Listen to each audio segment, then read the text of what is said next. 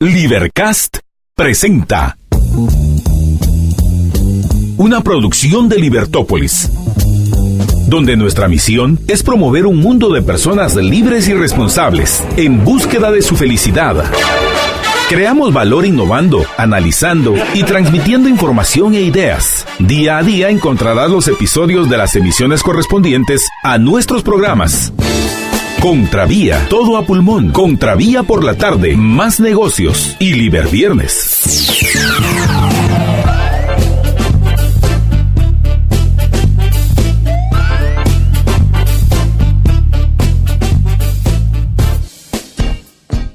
Muy buenas tardes, estimados amigos, bienvenidos a una nueva emisión de su programa Todo a Pulmón. Los acompaña Marta Yolanda Díaz Durán y es para mí un gusto estar con ustedes hoy, viernes 13. Por cierto que interesante el artículo de Luis Figueroa, los invito a leerlo si no lo han hecho aún, donde él habla de las supersticiones, pero se enfoca la mitad de su artículo en esas, vamos a llamar, supersticiones políticas. A lo mejor algo de eso les voy a compartir. Y bueno, estamos ya en Todo a Pulmón, no solo yo, sino también Jorge Jacobs, a quien le vamos a dar la bienvenida. Jorge, buenas tardes. Buenas tardes, Marta Yolanda, y buenas tardes a todos nuestros radioescuchas. Y hoy, apreciables amigos, queremos comenzar, ya que estoy hablando de artículos, y les voy a compartir el artículo de Luis Figueroa, que me pareció muy interesante, él cómo manejó el tema de las supersticiones por ser viernes 13, en este primer segmento, para que no se nos pase el tiempo y al final Jorge no lo pueda compartir con nosotros, sobre todo uno tan importante como el de hoy, que les va a recordar una parte de nuestro programa de ayer. ¿Por qué? Porque Jorge, después de que comentamos el tema de esta idea de comprar un seguro para los estudiantes del sistema de educación administrado directamente por el gobierno. Y vaya, tal vez estoy utilizando demasiadas palabras y algunos me dirían, pues Marta Yolanda, el sistema público, no, Marta Yolanda, el sistema estatal, no, Marta Yolanda.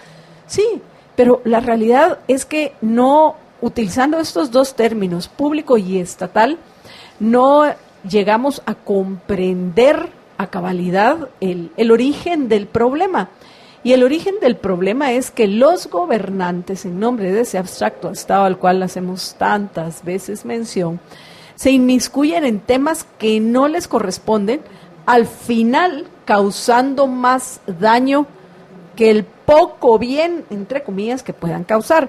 Y lo interesante de este seguro médico para emergencias y atención primaria, que incluye medicamentos, para los estudiantes del sistema educativo administrado por el gobierno, lo que nos lleva es a cuestionar al mismísimo Ministerio de Salud, como lo mencionábamos ayer. Entonces, pues bueno, esto le sirvió de inspiración para que Jorge escribiera un artículo con el ánimo de contribuir al gobierno de Alejandro Yamatei para que piensen bien lo que van a hacer, pues porque ya, como dice el refrán, no está la Virgen para tafetanes. La situación en nuestro país es muy complicada, es difícil.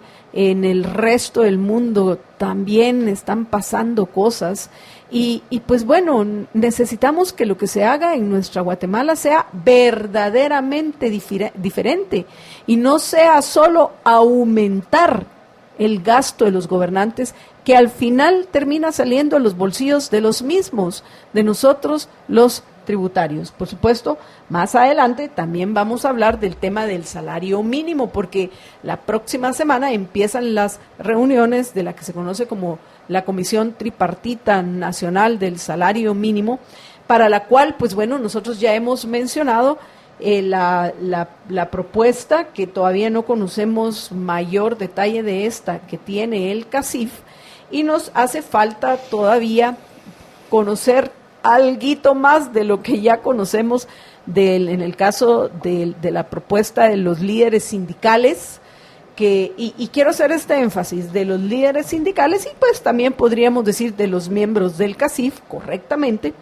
para que las podamos contrastar, pues porque hasta ahorita en el caso de los líderes sindicales, lo que están proponiendo es básicamente que se continúe de igual que siempre promoviendo el desempleo. Así es, viniendo y simple y sencillamente aumentando a unos porcentajes absurdos que no entiendo ni siquiera por qué lo hacen por la pura gana de llamar la atención, proponiendo aumentos, si recuerdo correctamente, alrededor del 120%, imaginen ustedes, de lo que tenemos hoy. Pero bueno, menos mal que eso es simplemente puro, tantos de esos shows que pretenden ser, para algunos son cómicos y al final para otros son trágicos, porque para todos aquellos que no consiguen un trabajo o todos aquellos que no pueden mejorar sus ingresos actuales por esas medidas, todos aquellos que tienen que tomar la difícil decisión de emigrar a Estados Unidos en búsqueda de un trabajo, esa emigración que es cada vez más difícil, pues bueno, me imagino que se convierte en una tragedia propuestas como las que hacen los sindicalistas. Por eso, nosotros que creemos que lo que se debe hacer es simplemente quitarle el poder al presidente de tomar decisiones políticas sobre temas económicos tan importantes, pues bueno, eso es lo que nosotros creemos, hay que quitarle ese poder, que en pocas palabras significa que ya no hayan salarios mínimos, o por lo menos que se queden donde están, porque se le quita el poder al gobernante de seguirlo aumentando, repito, no de una forma lógica, no de una forma racional, esa que nos da precisamente el mercado, y en este caso el mercado de capitales, ese que tanta falta nos hace que venga a nuestro país, el capital que transforme recursos en riqueza y cree las fuentes de trabajo que necesitamos, pero para que todos podamos mejorar nuestra calidad de vida. Pero bueno, me extendí un poco más de lo que debía en lo que yo quería comentarles de otros de los temas que vamos a abordar hoy en Todo a Pulmón. Pero primero vamos hoy a tratar el artículo de George. Pero pero en el siguiente segmento, bueno, me están informando que conseguimos ahorita un enlace con el presidente del CACIF para que el que estábamos mencionando ayer, para que nos comente con un poco más de detalle cuál es la propuesta que ellos traen. Entonces, ¿qué te parece, Jorge, si hacemos un cambio de planes? Vamos primero al enlace con Juan Carlos Teffel y luego abordamos tu artículo. ¿Estás de acuerdo? Me parece. Va. Entonces, apreciables oyentes, para darles chance para que se unan a los liberhéroes que ya han compartido Todo a Pulmón y que yo también me pueda unir a esos liberhéroes, vamos a ir a una breve pausa y cuando regresemos vamos a hacer este enlace telefónico con el presidente del CACIF, Juan Carlos Teffel. Quédense con nosotros.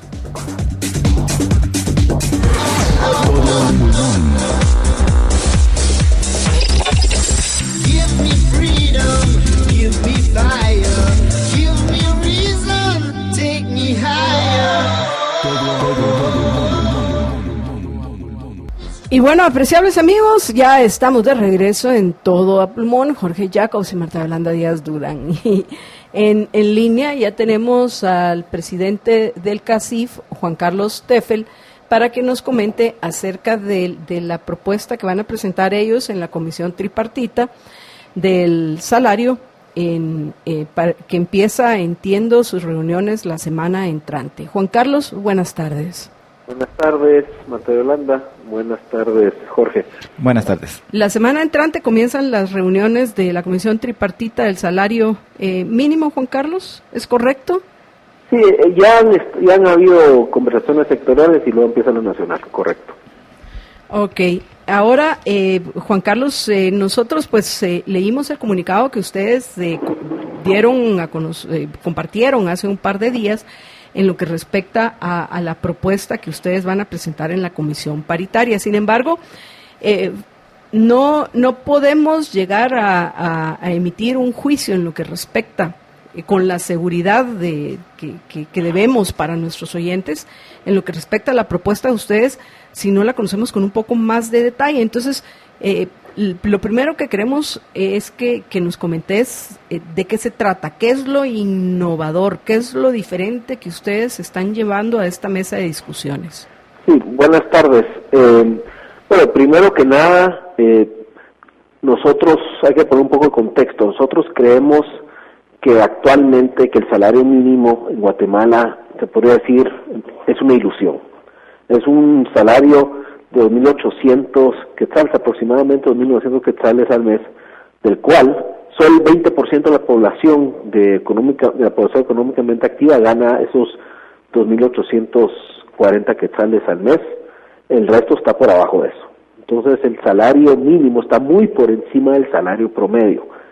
Eso sucede cuando por decreto un presidente o cualquier persona aumenta salarios solo tomando en cuenta a veces datos de inflación, de canasta básica altamente cuestionados, y no tomando en cuenta el entorno del mercado laboral, el mercado económico de oferta y demanda que hay en el país.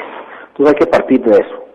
Y el mejor ejemplo que tenemos, que un salario mínimo alto por decreto no significa mayor empleo, mejor empleo, es México. México tiene, por ejemplo, un salario mínimo casi la mitad del nuestro, pero su salario promedio está muy por encima de nuestro salario mínimo. Entonces, lo que queremos es recuperar que en verdad que el salario mínimo sea un salario mínimo y no sea algo aspiracional. Entonces, tomando esto en cuenta, ¿qué se presentará? Y aquí va un pequeño resumen para no decir todo a detalle, que eso se dará la próxima semana con datos técnicos, etcétera. Son varias cosas. Primero, ¿qué es lo que estamos proponiendo? Nosotros lo que queremos es cerrar esa brecha del salario real, que está alrededor de 1.500 a 1.800 quetzales, contra el salario mínimo. Entonces, lo que se necesita son varias cosas. Uno, propondremos una regionalización del salario.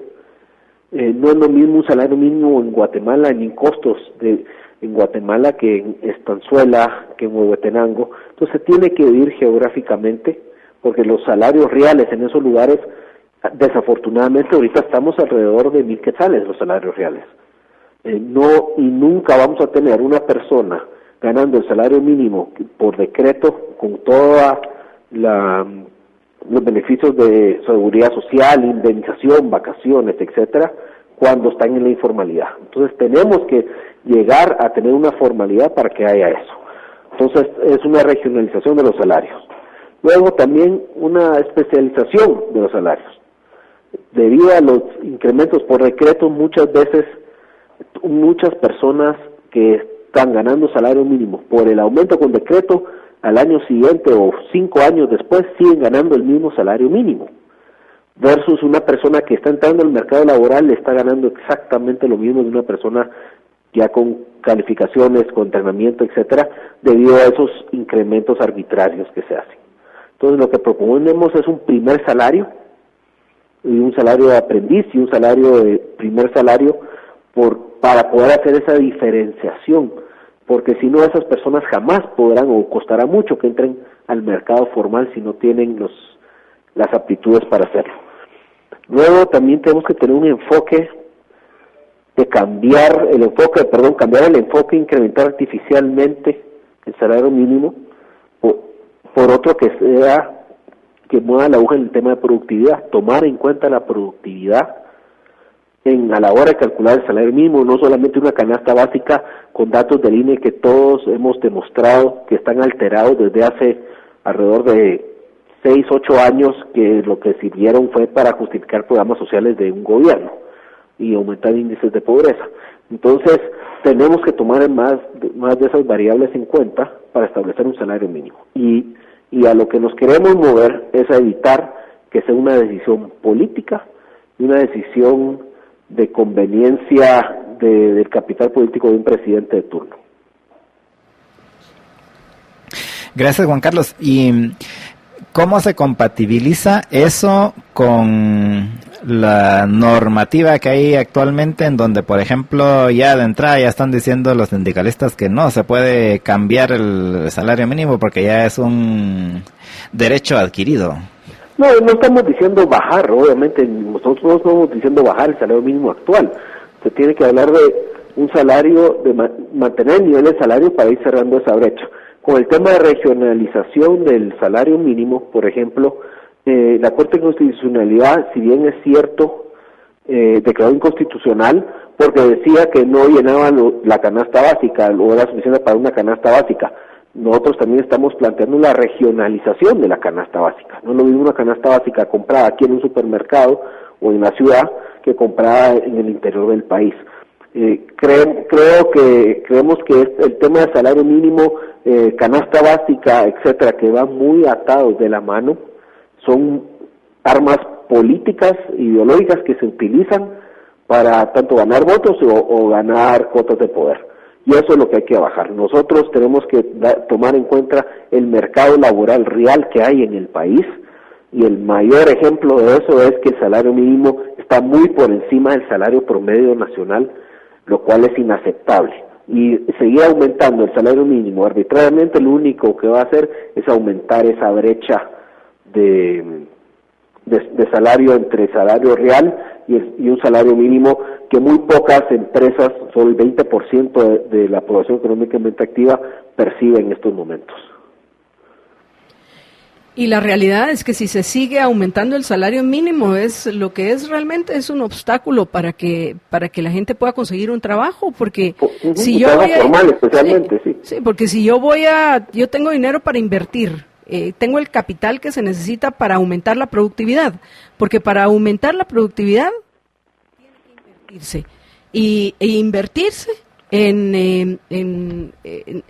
para ser más productivo implica capital, y en algunos casos mucho capital para que podamos aumentar esa productividad, que es la única forma que tenemos de mejorar nuestros ingresos reales, porque esto es otro tema, Juan Carlos, que no se aborda con la frecuencia que se debería ni con la seriedad que se debe, que tiene que ver con el ingreso real.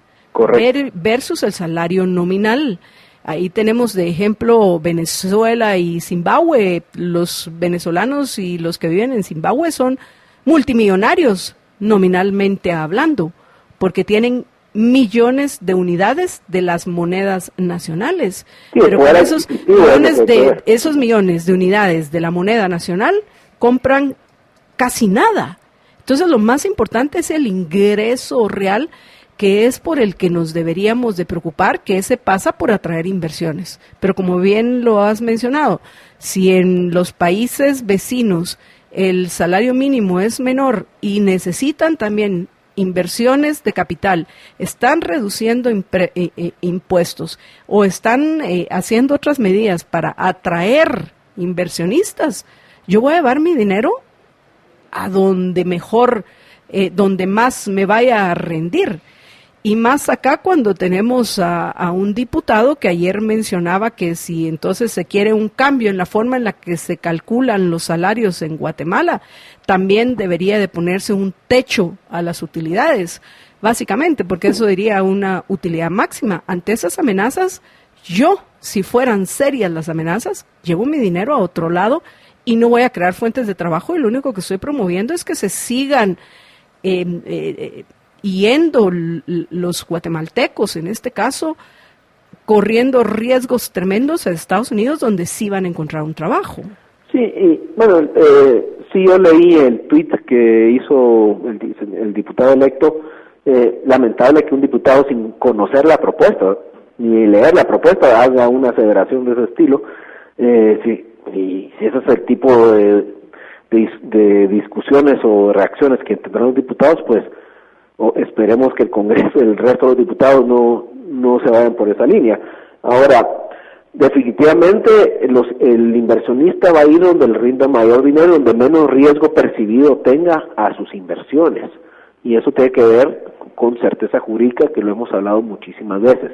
Nosotros lo que estamos haciendo es un planteamiento serio, haremos un planteamiento integral y no un planteamiento político, como muchas veces los señores de los sindicatos es lo que buscan, mantener su cuota de poder adentro del sindicato, y lo tienen que hacer mediante gritando un 100% de incremento del salario mínimo, que estoy seguro que ni ellos mismos se los creen. Entonces, nuestro planteamiento será técnico, será innovador, y buscar una solución a un mercado laboral, como muy bien decías, que todos los años se drena de 1% de nuestra población, se va a Estados Unidos por la falta de oportunidades que hay en el país.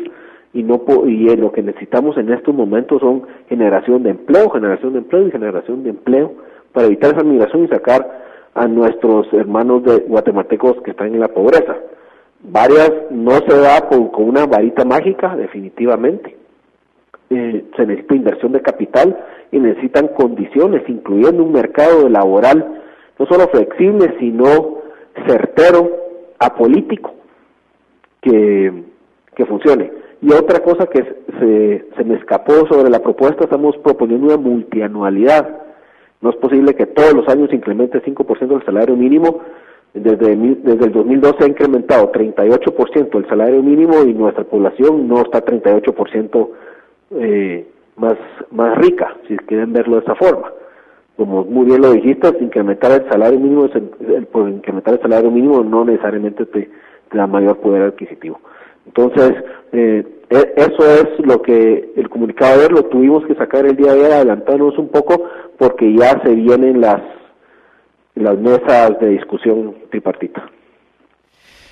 Juan Carlos, una pregunta con la parte de cambiar el enfoque hacia la productividad. ¿A qué específicamente es a lo que se refieren? O sea, ¿cómo se mediría en este caso? Se puede medir por sectores, por crecimiento por sector per cápita, eso es muy importante. También se puede medir por la generación de valor y de utilidades que se puede dar por sector. Datos que están disponibles en el Banco Guatemala, todo eso se puede. Ahí están las variables para hacerlo. En otros países lo hacen, por ejemplo en Colombia sí se utiliza, no es por decreto. Y lo que hay que buscar lo que buscamos son mejores prácticas de otros países. Muy importante, lo vuelvo a repetir, es multianualidad. No es posible que todos los años estemos incrementando el salario mínimo 5%, como ha sido histórico. Solo el año pasado no tuvimos un incremento, primera vez en 15 años. Y por un ejemplo, en Estados Unidos cada 10 años alrededor se revisa el salario mínimo nacional. Entonces, tenemos que modernizarnos. Nuestro sistema laboral es rígido, es obsoleto, no está de acorde al mundo. Por fin logramos aprobar el convenio 135 de la OIT para tiempo parcial, y los sindicatos se están oponiendo, cuando a nivel internacional este convenio es una gran victoria para los sindicatos, porque le da garantías de seguridad social a los trabajadores por hora. Y aquí, paradójicamente, los sindicatos están oponiendo a ese convenio de contratación por hora. Entonces, tenemos que modernizar nuestro mercado laboral, y una parte es cómo se calcula el salario mínimo. Y para finalizar, Juan Carlos, lo que estos salarios mínimos realmente han provocado es o informalidad, como se le conoce a las personas que laboran, las personas económicamente activas que laboran al margen de lo estatal, voy a decir yo. Pero informalidad no es ilegalidad, creo que hay que tener correcto. Es porque dentro de ese chaleco de fuerza, dentro de todas esas restricciones, dentro de tantos obstáculos para poder crear riqueza, para poder mejorar la calidad de vida, para invertir es imposible. Entonces, siendo conservadora, alrededor del 70% de las personas, que está entre el 70 y el 80%, laboran, que producen en Guatemala, lo hacen dentro de esa informalidad. Pero todos los que no han podido, ¿hay alguna forma de medir? Yo no sé, esta pregunta es un poco complicada, pero ¿hay alguna forma de medir todas las fuentes de trabajo productivo? Porque también quiero hacer esta diferenciación, porque trabajos vegetativos o parasitarios dentro de la burocracia estatal, eso sí crecen lamentablemente y los que estamos produciendo los tenemos que mantener. Pero, ¿cuánto trabajo productivo se ha dejado de crear en nuestro país por esta obsoleta,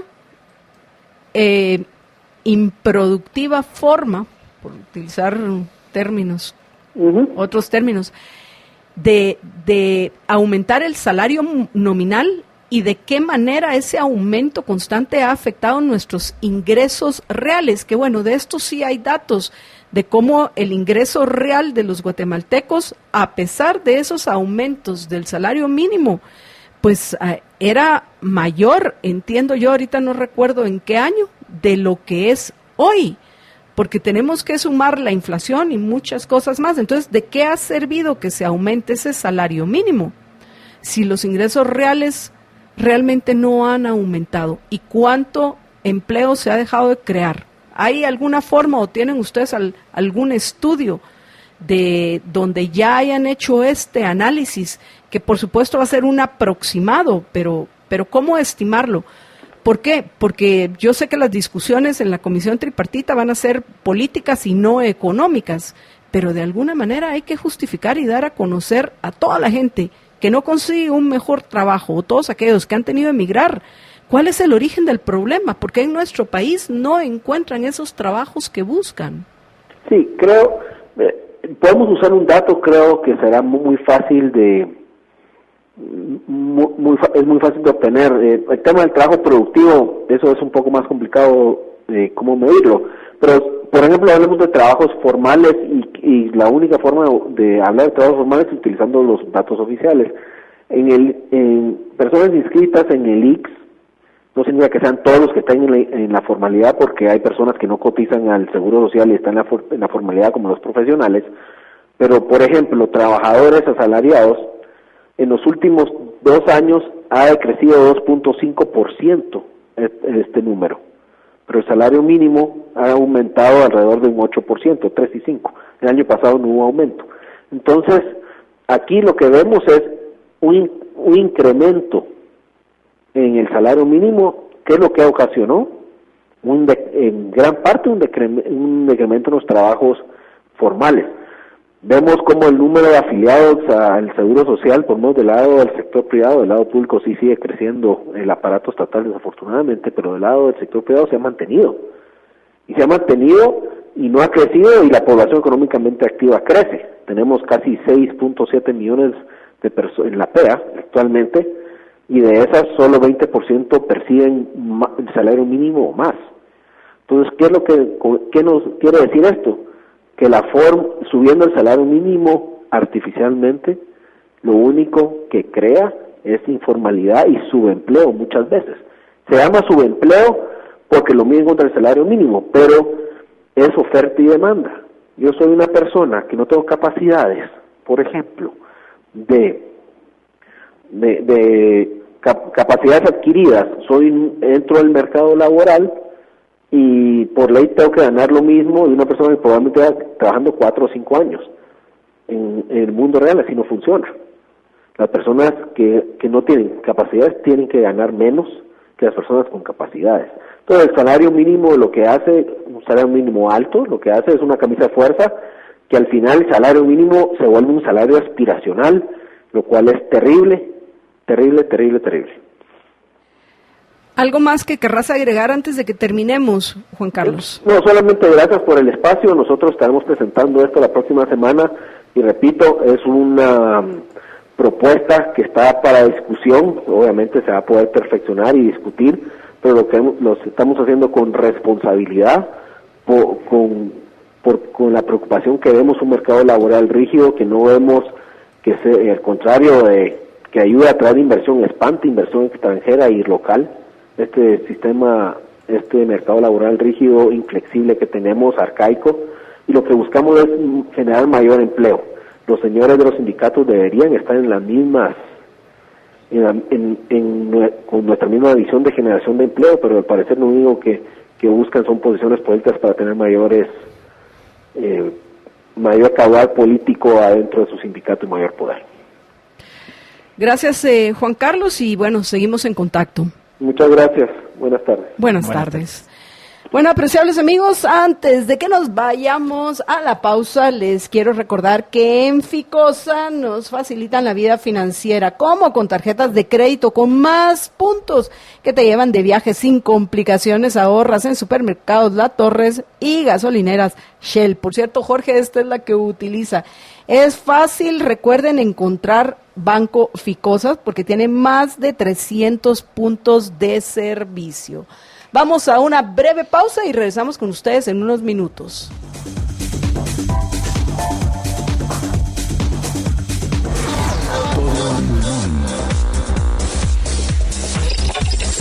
Give me freedom, give me fire, give me reason, take me higher. Por cierto, George, que yo no he visto pasar la columna todavía de los liberhéroes que van cargando su antorcha al obelisco. ¿Tú ya las viste? A ver, Marito, ¿no los has visto pasar? Porque nosotros acá desde el Watchtower de Libertópolis podemos ver, y he estado pendiente desde que empezó todo a pulmón. Yo no sé ustedes, apreciables oyentes, ¿quién la ha visto? Deben de ser un montón de nuestros oyentes los que van ahorita corriendo. ¿Cómo le habrán hecho para organizarse? A ver si alguno de ustedes me puede decir. ¿Y saben por qué? Me imagino que eso debe ser, George. ¿Por qué crees que yo sospecho que ahorita hay un montón de liberhéroes corriendo ahí? Por favor, solo del lado del carril derecho, mucha. Van corriendo al obelisco para prender el fuego patrio. ¿O no? Porque no han compartido, ¿no? Porque no han compartido. Vamos a ver, esa es la única razón por la que yo entiendo. Sería el único motivo para que se fueran a perder tu artículo de hoy, que está tan bueno y que ya le están echando porras. Sí, porque además si hubieran decidido no ir a trabajar, sino quedarse en su casa precisamente por lo de las antorchas, con mayor razón podrían estarnos viendo en su Smart TV. Así es, y compartiendo nuestros programas en Facebook Live, en YouTube, en Twitter, en todos lados. Entonces, la única explicación que yo encuentro es esa. A ver, ahí toman fotos, ¿verdad? Roland Micho sí nos está acompañando en YouTube. Sí, hasta es extraño a un montón de nuestros oyentes. De plano eso es, pues, mira de lo que se van a perder los oyentes, George. ¿Tú sabes quién va a venir a la 1:30 a compartir con nosotros? Ni más ni menos que Jesús María Alvarado, conocido ya por los oyentes, abogado experto en temas constitucionales, para que hablemos acerca de la Comisión de Postulación de Magistrados a la Corte Suprema de Justicia, que ha sido un tema que hemos ido dejando en pendiente. ¿Verdad que ya empezaron a aparecer algunos? Dice Rodrigo Guetter, ya vine. Ana María Villalobos también, dice, ya compartiendo. Anthony F. también. Y pues bueno, me imagino yo que el resto todavía están corriendo. Pero por favor, en algún momento, no todos llevan la antorcha, ¿no? Solo es uno. Así que los que no llevan la antorcha, de los liberhéroes que van corriendo, ojalá que pasen por acá para que nosotros los veamos. O no, a ver qué piensan los que sí nos están acompañando. Voy a ir con esos liberhéroes que ya han compartido todo a pulmón. Ah, bueno, el Usai Gómez está en Italia, así que el Usai sí no tenía excusa. Por lo menos eso es lo que nos contaba. No sé si ya regresó a Guatemala, pero el Usai sí está compartiendo muy bien.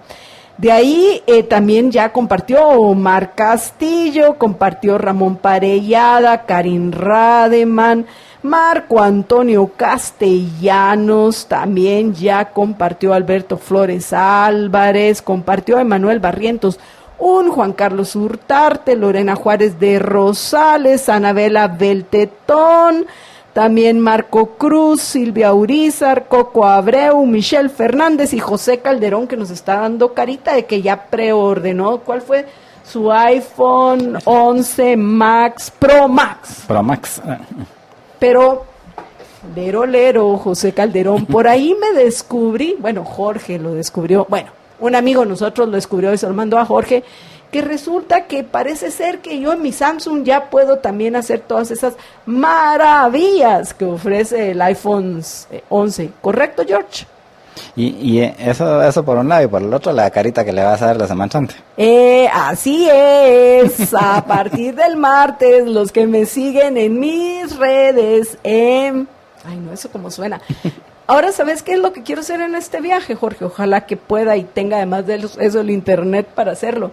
Pero quiero tomar algunos videos y subirlo a mi canal de YouTube. Yo tengo un canal propio de YouTube donde pues en alguna ocasión hace años yo compartía videos. Tengo cualquier cantidad de años de no hacerlo. Pero ahora he visto que se ha puesto en moda porque planificando este próximo viaje mío, así como pues otros buscan sus celulares divinos y nítidos, lo que he descubierto, Jorge, es que ahora hay muchos que suben segmentos de sus viajes y me han servido a mí un montón para organizar los lugares a los que quiero ir, a los lugares que quiero visitar en este viaje mío de cargar baterías, así lo voy a llamar, porque voy a cargar baterías. Entonces, estoy pensando, Jorge, si acaso puedo, en subir algunos videos cortos, por supuesto, de esos espacios cuando considere que hay algo que valga la pena compartir. Por supuesto, lo haría a título personal, motivo por el cual pues lo voy a hacer desde mis páginas, desde mi página en facebook.com/mjellybertas, todas mis páginas públicas, esas son las que voy a utilizar, Facebook, a lo mejor Twitter y mi canal de YouTube si acaso se puede. Pero bueno, en fin, on fire está Gustavo López, espero que eso sea porque ya compartió. Veo que Mauricio Pinto también ya se sumó a los liberhéroes. Oscar Alejandres Akigay, no, ese fuego es por las antorchas, ya me recordé.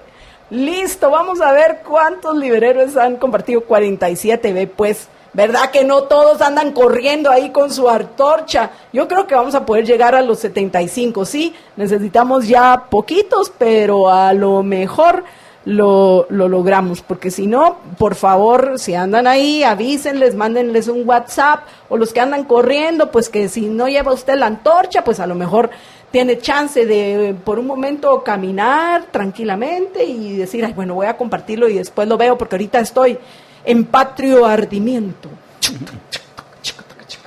Corriendo, qué maravilla.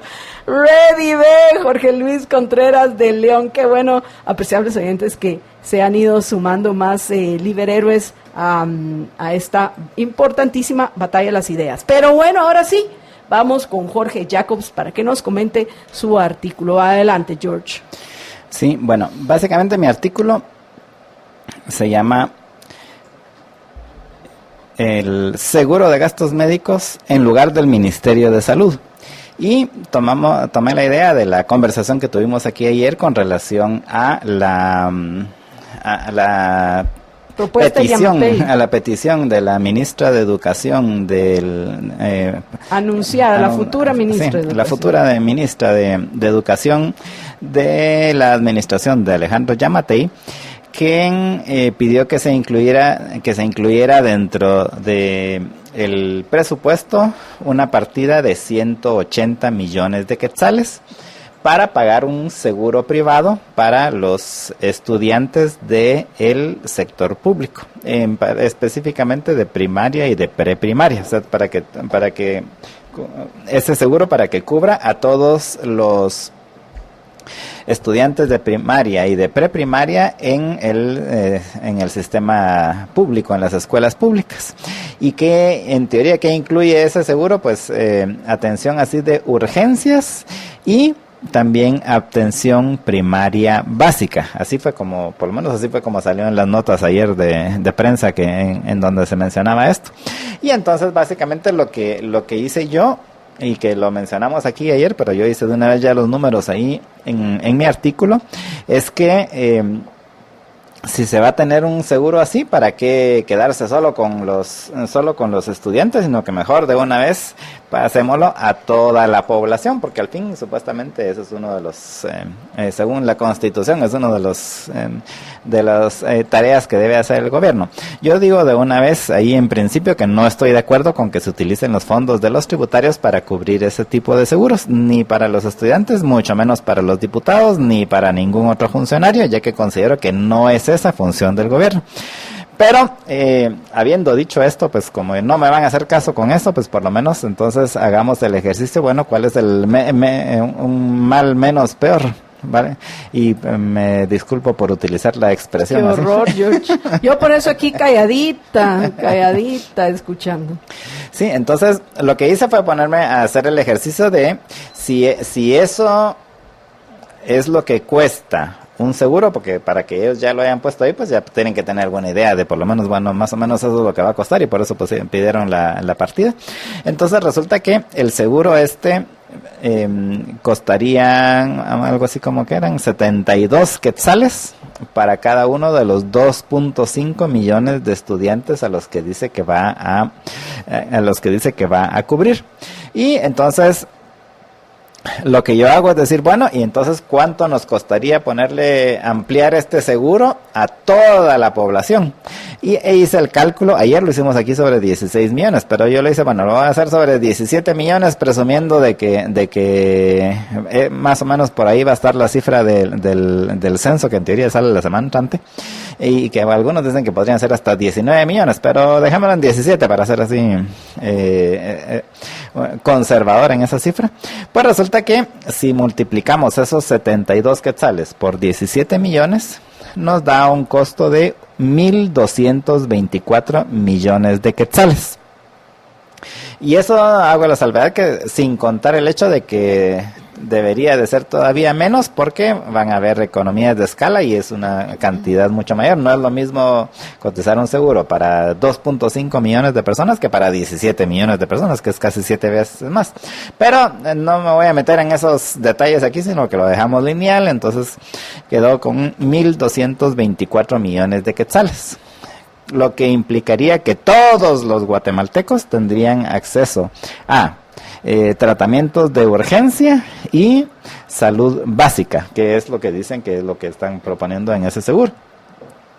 Ahora bien, ¿cuánto nos cuesta en teoría ese servicio en el Ministerio de Salud? Pues resulta que el presupuesto que plantearon para el Ministerio de Salud en la misma propuesta de presupuesto del 2020, que es donde están estos 180 millones de quetzales, es de 8.198 millones de quetzales. Ese es el presupuesto del Ministerio de Salud, que son casi 7 veces, 6.7 veces lo que supuestamente costaría este seguro.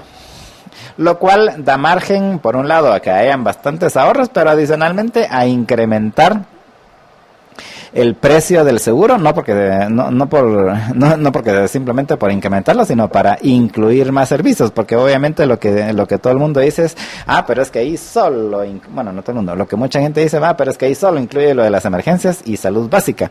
Pues yo le diría que con base en la experiencia, pues para la mayoría de la población guatemalteca ni eso da el Ministerio de Salud Pública. Pero aún así nos cuesta 6 y pico veces más, casi 7 veces eso. Entonces eso da margen para que se pudiera negociar más servicios de salud, principalmente preventivos y algunos correctivos y todo, y aún así podría estar muy por debajo de lo que nos cuesta el Ministerio de Salud. Entonces yo hice el ejercicio de multiplicarlo por 2, incluso hasta multiplicarlo por 4. Y aún así, que cuadruplicar el precio del seguro para que incluya más servicios para todos los guatemaltecos. Recuerda que lo estamos calculando sobre los 17 millones de guatemaltecos. Y aún así, cuadruplicando eso, nos sale un costo de 4.896 millones de quetzales, lo que es 3.302 millones de quetzales menos de lo que nos cuesta, y nos cuesta ya porque ya lo estamos pagando, el Ministerio de Salud, con, les aseguro, muchísimos mejores resultados. Y entonces al final, pues lo que yo concluyo es que ante la realidad que nos pintan los números, la única conclusión lógica es que nos han estado robando miles de millones de quetzales todos los años en un Ministerio de Salud ineficiente e incompetente. Es un barril sin fondo en el que se desperdician los tributos para obtener resultados míseros que se pagan con las enfermedades y, peor aún, muerte de muchísimos guatemaltecos. Y me parece que si de todos modos se va a gastar ese dinero, mejor que sirva para que todos los guatemaltecos tengan vidas más saludables y no solo para alimentar a una burocracia ineficiente e innecesaria.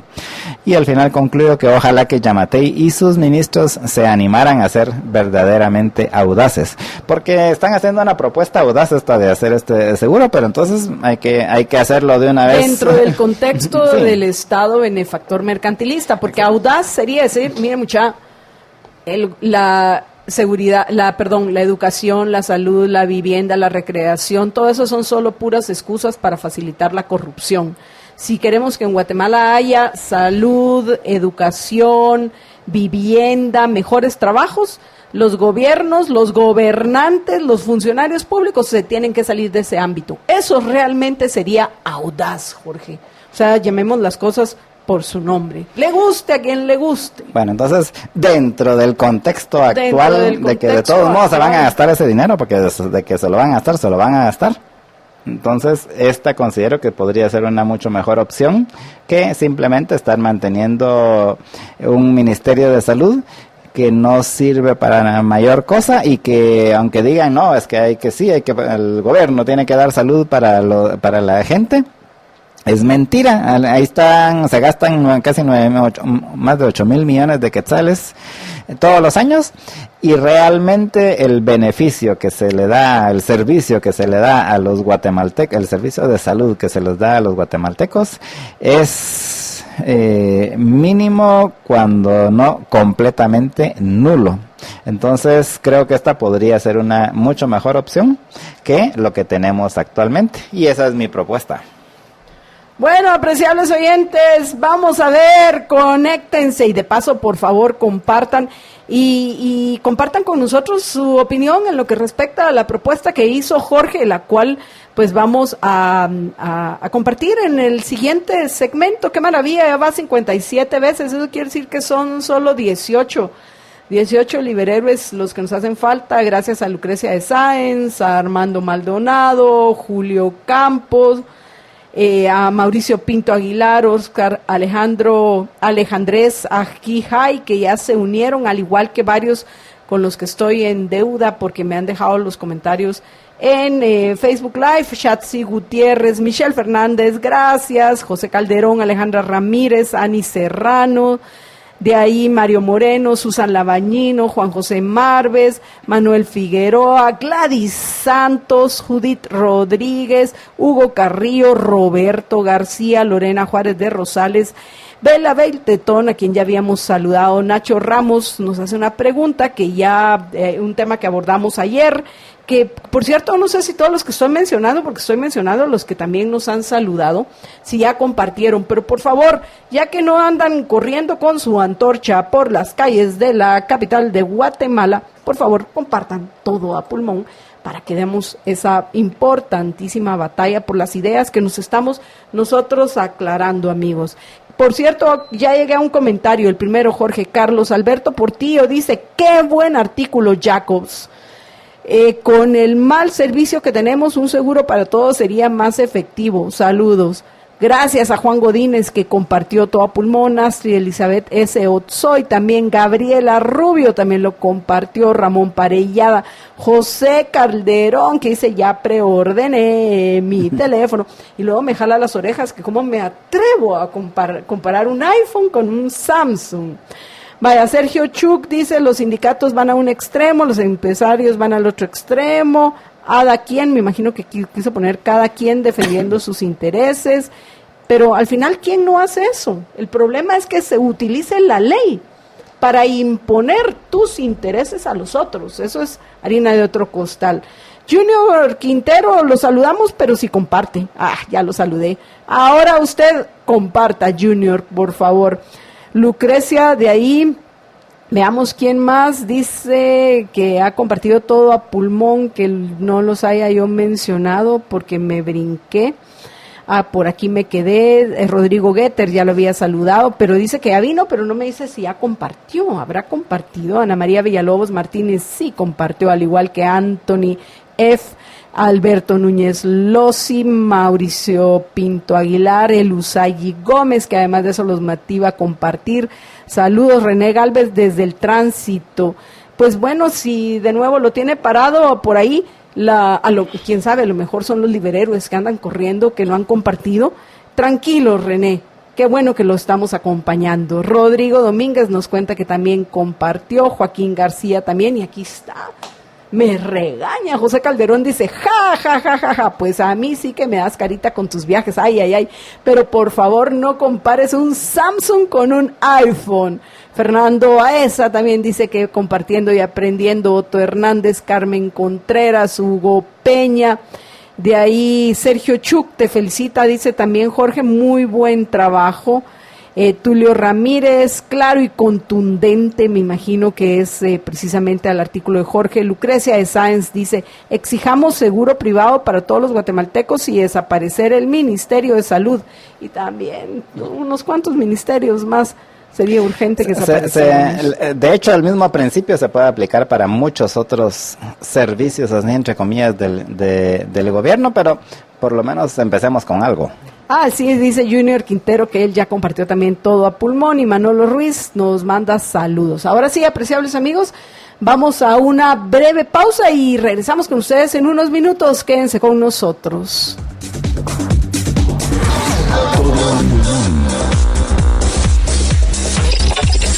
Give me freedom, give me fire, give me reason, take me higher.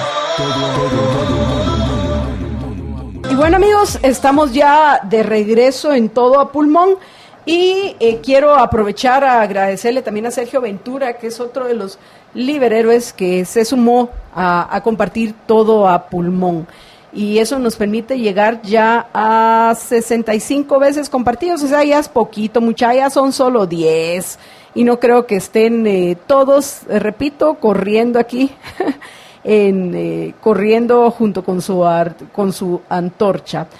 Por cierto, Jorge, en Twitter te dice Oscar, siempre presente por la 102.1 FM. Me parece excelente el artículo de JJ. Feliz tarde. Muchas gracias. Y en YouTube, rápidamente, ya le agradecimos a Roland Micho que nos está acompañando. José Aragón dice lo siguiente, MJJJ, ¿ya vieron el mapa de invasiones de fincas que salió ayer en Prensa Libre? Se parece mucho a los que ustedes pusieron en las veces pasadas, donde más invaden es en la Franca Transversal. George. Sí, en efecto, el mapa que publicaron ayer en Prensa Libre es una versión del que viene en el estudio que también que hicieron en los de Cavi para la Cámara del Agro, en donde en la fuente, ahí lo dice bien en el estudio de Cavi, es la Secretaría de Asuntos Agrarios, la SAA, así. No es la SAS, sino la SAA. Y la Secretaría de Asuntos Agrarios entonces tiene esta base de datos, que por cierto le voy a recordar a Pablo que quedó de mandarme la base de datos. Tiene esta base de datos de todos los lugares donde hay conflicto, y él le explicaba que está así muy bien detallado, hasta tal finca, en tal lugar, lo invadieron los de Codeca, lo invadieron los del CUC, lo invadieron los del CONIC, y tal fecha lo invadieron y sigue invadida. Pues toda esa información lo tienen registrado los de la SAS, y ese mapa, que es similar al que publicaron los de Prensa Libre, que ellos hicieron su propia infografía con esa información, pues representa precisamente dónde están todos los lugares que están con invasiones actualmente, y si ustedes lo ven van a ver que buena parte de las invasiones, o donde hay más concentración de invasiones, es precisamente ahí en el Valle del Polochic y en los municipios aledaños, que es precisamente lo que donde los 22 municipios que se tomaron para este estado de sitio.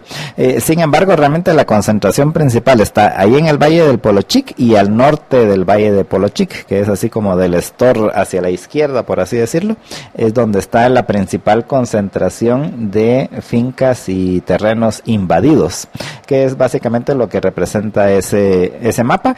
Y en efecto, pues también tiene una buena parte en todo el área de la transversal del norte, pero la principal concentración está ahí en el área del Polochic y cerca en los alrededores del lago de Izabal.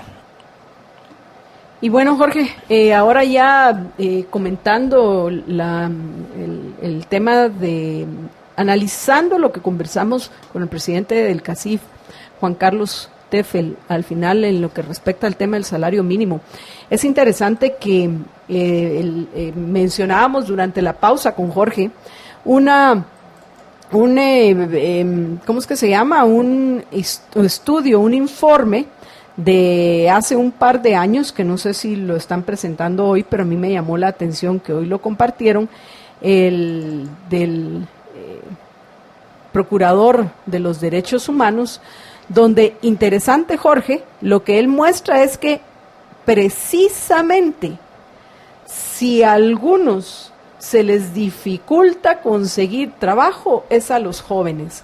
Este se llama el informe de línea de base del estado situacional de los derechos de la juventud en Guatemala. Por supuesto que tiene un montón de errores de conceptos y filosóficos, pero a mí lo que me parece interesantísimo es los datos estadísticos en lo que respecta a los jóvenes que logran un trabajo. ¿Y por qué no logran un trabajo? Y un trabajo que les permita mejorar su calidad de vida, Jorge, y poder prever para el futuro y creer que pueden tener una carrera en Guatemala, porque existen muchos obstáculos a la inversión. Al final, como comentábamos, lo que necesitamos es que se retiren todos esos obstáculos que no permiten que venga todo el capital o se invierta todo el capital, porque no tiene que ser todo capital de extranjeros. Yo he puesto en tantas ocasiones el ejemplo de nosotros. Nosotros, cuando nos ponemos el sombrero de empresarios o el sombrero de ejecutivos de empresa, una de las cosas que estimamos es que para poder nosotros servir a nuestros clientes, y de entre ellos sin duda están ustedes, apreciables oyentes, de una mejor manera, necesitaríamos de por lo menos 2 o 3 personas más para cumplir con ciertas funciones que ahorita, pues obviamente con el equipo que tenemos, que es un equipo extraordinario y que a mí me parece maravilloso el poder compartir con gente joven, gente que quiere innovar, gente responsable, como es el equipo de Libertópolis, que pronto van a poder conocerlos a todos. Ya les va a comentar Jorge la semana entrante, para ser exacta el 18 de septiembre. Yo no voy a estar, lamentablemente, pero va a estar el resto del equipo Libertópolis. Ya les va a comentar Jorge el día lunes y el martes por dónde, para que nos vayan a acompañar, para que acompañen el equipo Libertópolis. Pero al final, lo que les decía es que nosotros necesitaríamos, para poder hacer todo lo que queremos hacer y con la calidad que tenemos, que queremos tener, o sea, la búsqueda de la excelencia, necesitaríamos crear 2 o 3 fuentes de trabajo más. Y todas estas, pues bueno, para personas con ciertas habilidades en el mundo virtual, en el mundo del Internet. Sin embargo, no lo hacemos. ¿Por qué? Porque no tenemos el capital que cuesta crear una fuente de trabajo, porque eso es otra cosa que no entienden un montón. Creen que crear una fuente de trabajo es así como ay, se me ocurre que tengo que contratar a tantos, vamos adelante, contratémoslos.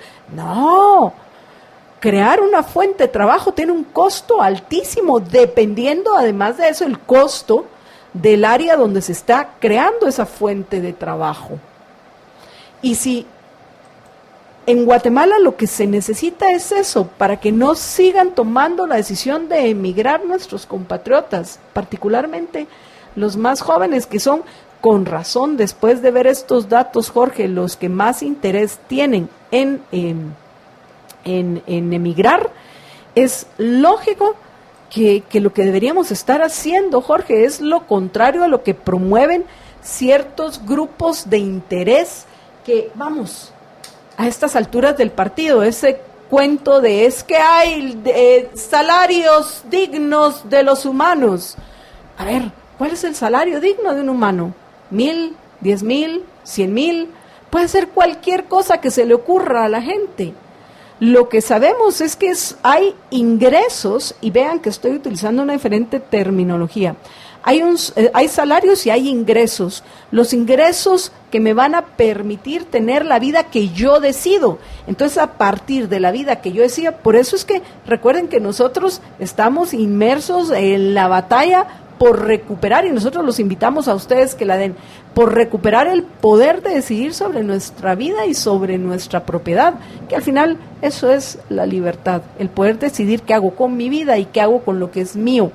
Entonces, por supuesto, que quede claro que ser libre implica una responsabilidad importantísima de asumir las consecuencias de nuestras acciones, teniendo claro que si yo, al actuar, violento los derechos individuales de los otros, o sea, la vida, la libertad y la propiedad de los demás, voy a pagar las consecuencias de esa violación. Pero bueno, al final a lo que quería llegar yo, Jorge, a estas alturas del partido, es los líderes de los sindicatos, que son los mismos de siempre, que ellos viven muy bien, muy cómodamente, sus hijos van a estudiar a la Marroquín, porque así es. A la Marroquín mandan a sus hijos a estudiar, no a la San Carlos. Pero imaginen cuánto dinero llegan a tener estos líderes sindicales para poder mandar a sus hijos a la Marroquín, y algunos los mandan a estudiar al exterior. O sea, es para ellos, voy a utilizar el término negocio, el mantener ese discurso arcaico que no dice absolutamente nada. Lo único que hace es poner obstáculos a la mayoría de los guatemaltecos para que puedan prosperar. Ahorita, pues ya como ahorita en la era de la internet, Jorge, no hay opción de que no sepamos cuánto se paga en otros lados. Y ya ahorita está claro que en Guatemala tenemos los salarios mínimos más altos, de los más altos de toda Latinoamérica. O sea, en México, aunque duplicaran el salario mínimo, duplicando el salario mínimo en México, iba a representar 2/3 partes del salario de los mínimos los guatemaltecos. Entonces luego se preguntan por qué las inversiones se van a otros lados y no aquí a nuestro país. Pues bueno, por hechos como estos. George. En efecto, y al final lo que hay que tomar en cuenta es de que los salarios no crecen por decreto. Obviamente aquí sí lo hacen, pero lo hacen ¿a qué costo? Porque ese es el punto de que hay que ver siempre es ¿a qué costo? ¿Y a qué costo? Pues el costo de que muchas personas simplemente no puedan conseguir un trabajo formal, así entre comillas, porque no se dan las condiciones, lo que se necesita para hacer crecer los salarios, que es de hecho la plática que teníamos ayer aquí, se recordarán junto con María Dolores, que es lo que se necesita. Pues se necesita, por un lado, que haya obviamente más productividad, pero para que haya más productividad se necesitan más inversiones, porque la productividad se da precisamente cuando podemos hacer más cosas, ya sea más productos, más servicios, lo que sea, en el mismo tiempo. Ese es el concepto de una mayor productividad, y eso se da precisamente a través de tener mejor tecnología, mejor herramienta, mejor educación, para poder hacer las cosas más rápidamente y más de mejor calidad. Pero pues todo eso requiere inversión, y la inversión también juega otro papel muy importante en que mientras más inversión haya y más creación de empleos haya, pues más se van a requerir precisamente de trabajadores. Y cuando ayer poníamos el ejemplo, por ejemplo, de la gente que habla inglés y que resulta que ahora se han vuelto un recurso escaso aquí en Guatemala. Ya hay escasez de gente que habla inglés para trabajar, por ejemplo, en los call centers. Entonces, al grado de que los mismos call centers se han, como hemos hablado aquí, incluso ¿cuándo fue? El martes que estuve aquí, que estuve hablando con los del INTECAP, precisamente nos contaban de cómo hicieron un proyecto junto con Agexport para darles una inmersión rápida a la gente que tiene ya algo de conocimiento de inglés para poder mejorarlos, para que lleguen del 40% al 70% de poder hablar inglés, para poder ya tener uno de estos empleos. Y entonces, conforme hay más empresas que quieran contratar personas y no encuentran, pues así es precisamente como van subiendo los salarios, porque entonces dicen, bueno, si con 5,000 quetzales no se viene a trabajar aquí, ¿será que con 6,000 quetzales conseguimos a alguien que se venga a trabajar? Y así es como empiezan a subir los salarios cuando hay suficiente creación de empleo para que haya incluso necesidad de irle subiendo el precio para conseguir más trabajadores. Y bueno, apreciables amigos, vamos a ir a una breve pausa y cuando regresemos, pero antes de eso, vean, hoy hicimos un cambio. Hicimos un cambio de anuncios, aunque en este caso para mí es una recomendación importantísima, porque saben los oyentes que este es parte de los hábitos que yo cultivo todos los días para mantenerme sana y disfrutar de mi vida única e irrepetible. Pero hoy, pues como voy a estar fuera unos días, quería yo escuchar cómo Jorge les va a recomendar a ustedes tomar 1 onza diaria de Equinacia Blend líquida de ELA y 1 onza diaria de aloe vera gel. A ver, Jorge, ¿cómo a ver si paso el examen de eso, ¿no? Sí, quiero ver si vas a pasar el examen. A ver, aquí, con testigos, con los oyentes de testigos. Vamos a ver, Jorge, que también dice que ahora sí va a adquirir el hábito, pero ya ayer en la tarde, o cuando fue antier, que dijiste, ay Dios, me acabo de recordar que ya me quedé sin... Ahorita tengo que ir a comprar mi ¿cuál era? ¿La Equinacia o el gel? La gel. El gel. ¿Y lo compraste o igual se te olvidó? No, todavía. Ay, George, qué desastre, qué desastre. Hábito es hábito. Todos los días. O sea, tenés que consumir todos los días 1 onza diaria. Agarrar ese hábito para poder vivir bien, George. Para poder vivir bien tu vida. ¿Qué te cuesta, George? Bueno, es simplemente agarrar el hábito. Y también usted puede agarrar el hábito de tomar Equinacia, la gel líquida de ELA, y que precisamente le puede ayudar a tener menos problemas en su sistema digestivo, en la gel y la Equinacia líquida, el blend para su sistema inmunológico. Así que no deje el hábito así como yo. ¿Y dónde lo encuentran, George? Lo puede conseguir llamando en las tiendas de GNC, encuentra la blend líquida de Equinacia, y en la gel la encuentra en el WhatsApp, o sea, pidiéndola a domicilio al WhatsApp, al 4950-3414. Repito, 4950-3414. Ahí puede enviar un mensaje de voz o de texto pidiendo que quiere comprar una Equinacia Blend líquida de ELA o la gel de ELA, y ahí la atenderán y con mucho gusto se lo enviarán a domicilio. Así que recuerde, el número de WhatsApp es el 4950-3414. 4950-3414. Bueno, se me hace que cuando salgamos de aquí me voy a asegurar que vaya a pida su aloe vera gel, George, porque creo que, George, pasaste el examen pero raspadito. ¿O no, oyentes? Así que bueno, vamos a una breve pausa y regresamos en unos minutos para que Jorge nos comparta la nota tecnológica del día de... ¡Ay, qué horrible! Iba a decir una redundancia. La nota tecnológica de hoy. Ya regresamos.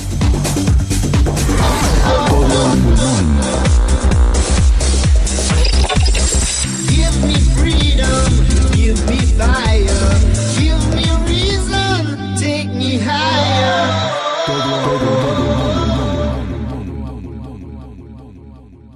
Hacelo fácil. Hacelo en tigo.com.gt. Tigo presenta.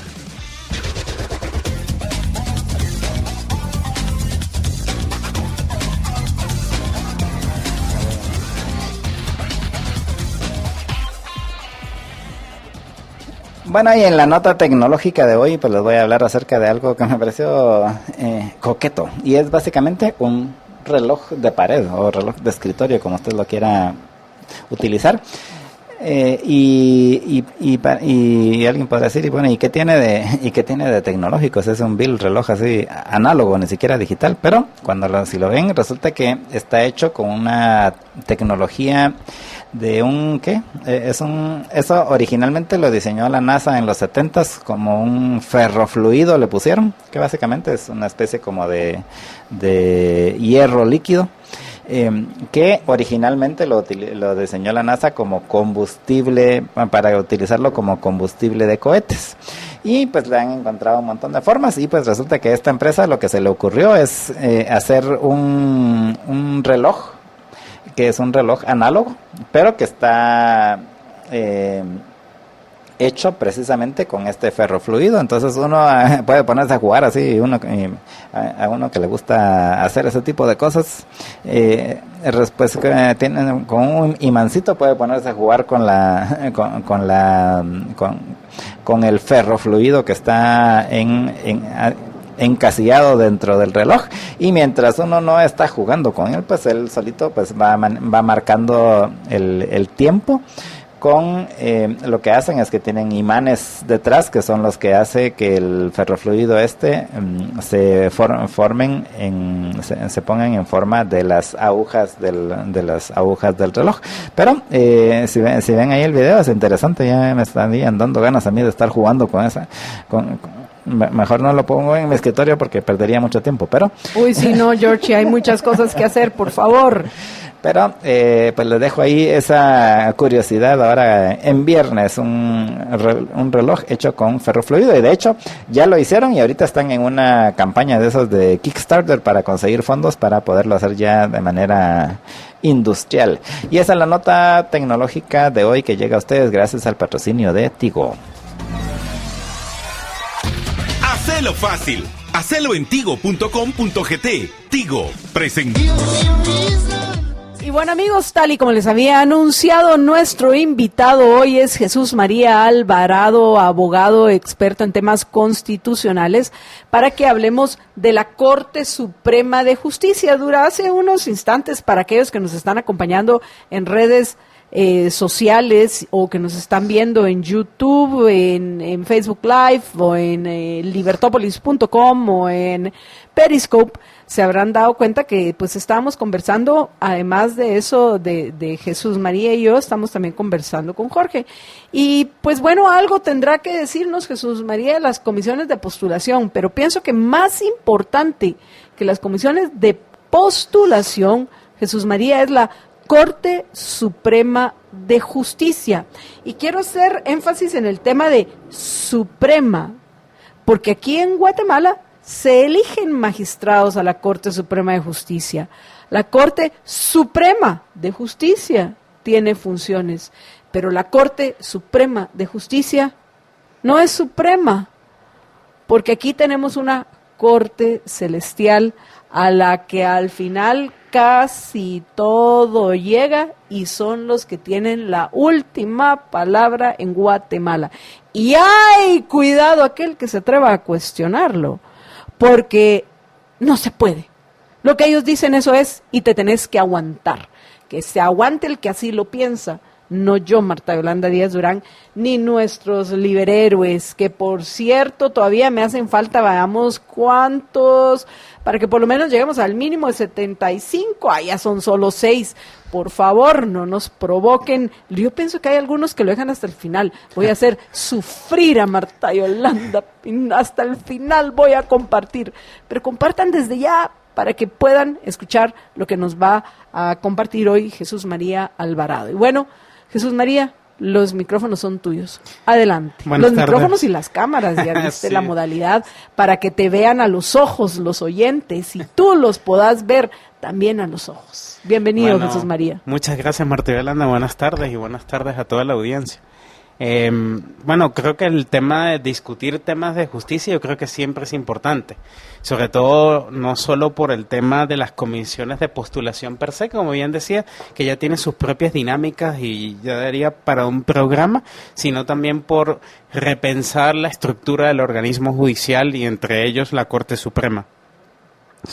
A ver, hay dos cosas que yo creo que se deberían de discutir a fondo, no ahora, porque lo que se está discutiendo ahora es el tema de quiénes van a integrar las Cortes de Apelaciones y la Corte Suprema, sino que debería de discutirse a fondo el tema de la estructura y la organización del organismo judicial. Sé que esto implica, en algunos casos, reformas constitucionales, pero también se pudiera discutir si se pudieran hacer algunos ajustes sin reformas constitucionales. Exacto, es decir, pudiéramos ver que... Es que le estoy enseñando a Jesús María la calidad con la que se ve. ¿Ya viste esa calidad? Sí, está muy para, bueno. para que voltees a ver también a los oyentes. Exacto, cierto. Sí, básicamente el tema de no debemos agotar solo la discusión en quiénes deben conformar las cortes, eso es importante, sino que también debería discutirse qué estructura y organización del Poder Judicial queremos. Estas dos cosas a veces no se discuten con la misma fuerza. Ahorita estamos discutiendo es cuál debe ser el perfil de las personas que deben estar en las cortes, y eso es muy valioso, pero también deberíamos acompañar es cuál debe ser la estructura y organización de un Poder Judicial. Yo hablaría de un Poder Judicial que debería tener dos garantías institucionales que son claves: imparcialidad e independencia. Y eso significa también, en cuanto hablamos de la estructura y la organización del organismo judicial, bueno, lo que tú bien apuntas, Marta Yolanda, es qué es lo que entendemos por una Corte Suprema de Justicia en un país que tiene una doble jurisdicción. En términos técnicos, la jurisdicción constitucional en cabeza de la Corte de Constitucionalidad y la jurisdicción ordinaria que le pertenece al organismo judicial. ¿Por qué deja de ser Corte Suprema? ¿Por qué tenemos este problema en que la Corte de Constitucionalidad ha venido de alguna manera asumiendo de más funciones de las que constitucionalmente le debería competir, y que incluso más funciones de lo que en una sociedad como la nuestra constitucionalmente se aspira que sea una sociedad con Estado de Derecho y con principios republicanos bastante acentuados? Bueno, eso implica entonces ver qué es lo que queremos también con la CC. Porque hasta que tampoco discutamos qué es lo que queremos con la CC, entonces va a ser este problema terrible de choques entre las dos cortes, en el cual, por supuesto, la Suprema va a tender a perder. Entonces yo diría preliminarmente bueno, si lo que queremos entonces es un Poder Judicial independiente e imparcial, con jueces bien constituidos, sí debemos prestar atención a lo que se está discutiendo en los comités de postulación, porque sí, por ahí supuesto van a que hay que poner atención. Hay que poner atención. Pero ahí hay un punto interesante, no sé si te recordás, que para tener el tiempo suficiente para que los que presentaran su solicitud o su currículum para ser parte o de las Cortes de Apelaciones o de la Corte Suprema de Justicia, habían convocado con suficiente tiempo para hacer todo ese trabajo en el Congreso de la República. Uh-huh. Y los que ahora alegan que no hay suficiente tiempo fueron los que, cuando convocaron con anterioridad los diputados a este proceso, pusieron el grito en el cielo. Primero ponen el grito en el cielo porque dan suficiente tiempo para hacer todo ese proceso. Y luego ponen el grito en el cielo porque se les da gusto. Se da marcha atrás en ese proceso, y ahora resulta que es al revés. Hay muy poco tiempo, pero ¿quién entiende a esta gente, Jesús María? Sí, es que la verdad es que, hay una cosa aquí un poco que puede ser fuerte y lo diré, pero yo creo que ya es sospechosamente mal que hayan tantas personas que se postulen al organismo judicial. O sea, cuando uno lee en la prensa que hay 1.100 aspirantes a constituir cortes de apelación y magistrados de la Corte Suprema, uno lo primero que se pregunta es, ¿y de verdad hay 1.100 personas que se sienten capacitados para ir a las altas cortes de justicia? Eso ya es un tema como para reflexionar. Yo sé que todo el mundo tiene derecho, dirán algunos, al optar a cargos públicos o al sistema de justicia, pero es sospechoso que tanta tanta gente se sienta capacitada y con los requisitos de idoneidad y de transparencia y de independencia e imparcialidad para optar a esos cargos. Eso ya debería mover a una discusión fuerte en el gremio de abogados, por cierto. En cuanto, por ejemplo, a los requisitos para ser magistrado, son requisitos que deberíamos repensar. Los requisitos, si uno se pone a ver, son bastante exiguos. En otros países son mucho más fuertes. En cuanto al tema de las comités, de las comisiones de postulación, sé que hay una discusión sobre si las comisiones de postulación son buenas o malas. Hay una visión que pudiera decirnos, bueno, en algunos países funcionan las comisiones de postulación no tan mal como funciona en Guatemala, y eso significa que las comisiones per se quizás no sean el problema. Hay otros factores que están haciendo que esas comisiones de postulación funcionen de la manera que funcionan, y eso implicaría llevar el terreno a otra discusión. Y por otra, sé que son muchos factores, pero creo que hay que ir diseccionándolos. Y por otro, creo que no se puede ser tan injustos con todas las personas que están en las comisiones de postulación. Creo que hay gente valiosa allí, representantes de las universidades, al menos de las más reputadas, que hacen el trabajo que pueden hacer. Eso significa que también deberíamos repensar en el sistema de elección de nombramiento de los magistrados, pero no tan aislado, Marta Yolanda, porque ningún sistema es infalible. Hay muchos factores que, si no se toman en cuenta, puede hacer que el sistema de elección se perturbe. A lo mejor formalmente, cuando se pensó el sistema de selección y de nombramiento y de elección de los magistrados de las Cortes Supremas y de las Cortes de Apelaciones, bueno, se pensó básicamente en la idea más, quisiera decir naif, pero que está bien, la dale, sociedad civil ingenua, participe, ingenua, pero no se tomaron en cuenta otros factores, como por ejemplo el factor claramente de monopolio gremial que aquí existe, que es Sí, básicamente porque que el primero habría que definir qué es la Claro. sociedad civil, Ujú, por ujú, ejemplo, ujú. y quiénes representan, si es que alguien tiene alguna representación Claro. de la sociedad Así civil. es, y eso fue uno de los primeros errores, estamos viendo ahora las consecuencias. Pero yendo al otro tema que mencionabas muy bien en tu pregunta en relación a qué es lo que deberíamos pensar para que la Corte Suprema sea suprema, es bueno entonces delimitar técnicamente cuáles son las jurisdicciones que estamos aquí tratando. Es decir, el organismo judicial, la cabeza más alta del organismo judicial, la Corte Suprema de Justicia. ¿A qué le compete a la Corte Suprema de Justicia? Bueno, entre otras cosas, tiene unas competencias del gobierno judicial para todo el organismo judicial y tiene unas competencias prácticamente como la máxima jurisdicción en lo que corresponde al organismo judicial. Tenemos aparte una jurisdicción constitucional que es la que en este caso ejerce la Corte de Constitucionalidad, cuyas figuras son la defensa del orden constitucional. Pero eso no significa, y esto nos llevaría muy lejos, que el único juez constitucional en Guatemala sea la Corte de Constitucionalidad. De hecho, la Corte Suprema y todos los demás jueces en Guatemala son jueces constitucionales en un sentido material. La Corte de Constitucionalidad no es el único juez constitucional, solo tiene una competencia específica prevista en el 272 y el 268 para ejercer lo que técnicamente llamaríamos la jurisdicción constitucional, es decir, controlar determinados actos específicos, los actos de ejecución directa e inmediata de la Constitución y los actos normativos y otro tipo de actos como los tratados internacionales cuando se trata del control represivo de constitucionalidad. ¿Qué sucede? Que hay otros factores que hacen que la Corte de Constitucionalidad termine siendo como una especie de aspiradora del sistema judicial, llevándose casi que llevando y aspirando todas las grandes controversias del sistema judicial, puesto que se presupone también, y esto es otro problema, que todos los demás tribunales no están haciendo su labor, cosa que en buena parte sí hay algo de razón, pero eso significa que apostar una mejora íntegra al Poder Judicial. No podemos seguir apostando a que la Corte de Constitucionalidad es el único tribunal importante en el país y el que va a resolver todas las cuestiones importantes del país. Eso es un error y además es un peligro para el sistema, para un Estado de Derecho. Confiar ciegamente solo en una corte, en 5 personas, que van a decidir cuestiones tan importantes que deberían ser además resueltas en el foro parlamentario. Entonces, ahí hay un tema que yo creo que es más amplio, que debería discutirse. Creo que a veces ustedes lo hacen aquí cuando están siempre invitando personas discutiendo temas del sector justicia, pero creo que la justicia no tiene el debate que debería merecer.